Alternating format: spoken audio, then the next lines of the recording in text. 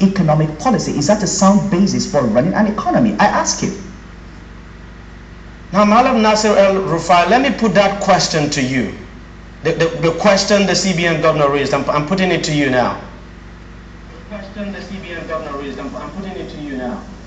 No, I think it's important to understand the perspective of the governor of the central bank. He is an economist, and his job is to manage monetary policy and price stability. So when the government is paying out 1.6 trillion naira for fuel subsidy, it is his right to wake up and say, you can't do this is wrong economic decision. But that assumes, one, that the subsidy is really 1.6 trillion. It is not. We know it. I mean, up until 2008, about 300 billion was being paid on average as subsidy. KPMG did an audit of these subsidy payments, and the report is with the Minister of Finance, and the government has this report, and we have copies. Between January 2007 and June 2010, which was the period of the audit, it was found that 1.6 trillion was paid in 3.5 years. That works out to about 460 billion naira per annum. So when did it move to 1.6 trillion in a year? Is it that the consumption of Nigerians has multiplied 5 times, or has the price of oil multiplied 5 times? There is fraud in the subsidy payments. And in fact, in the KPMG report, 27 companies were identified specifically for defrauding the federal government of 25 billion. We know these companies, we know the owners of the companies, and some of them are Jonathan's friends and they finance his election. So he's not willing to ask them to return the money or stop these payments.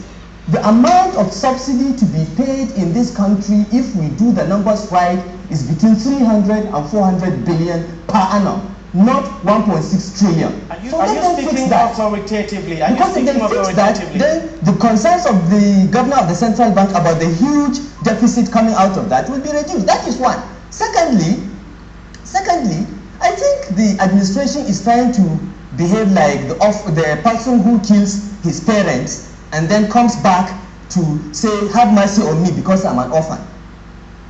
Who created this problem? Okay? The administration expanded government hugely. They have allowed waste and leakages all over. They have allowed fraud in the subsidy payments. And because that is creating an unsustainable fiscal crisis, they are now saying that it's our fault. And it doesn't bother you to, it doesn't bother you to where references are made to even the government you serve. Each minister has 30 aides. The president has 20 special advisors. But the government you served into, Mallam El Rufai, if you could hear me, the government you served into, subsidy payments. The government you served into has also been accused of, partly causing this problem as well. That your government was also large.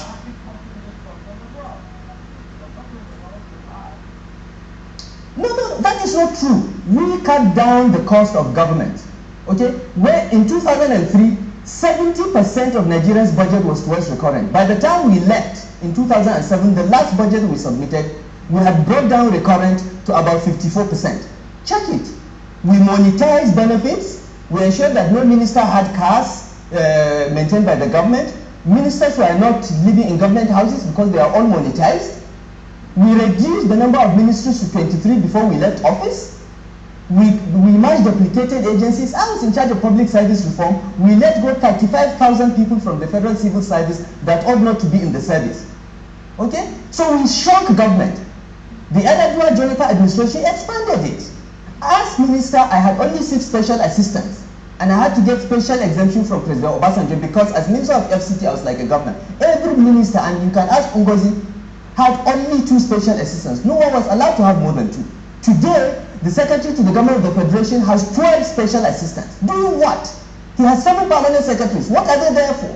So this is what this government has done. It has removed all limits to how many people government officials can employ. So everyone becomes minister or SGF, and he brings his whole village to be presidential aides. Like each one of them wants to drive an SUV, wants to live in a house owned by the government and maintained by the government, and they don't buy petrol. Okay? This is what has expanded government. We shrunk it. They reversed everything. They have reversed everything. Just hold on. You see governors, you see ministers with convoy of 10 cars. Hold on, I'm going to come back to you, Mallam El Rufai. I'm going to come back to you. Just hold on. Let me come back to you here.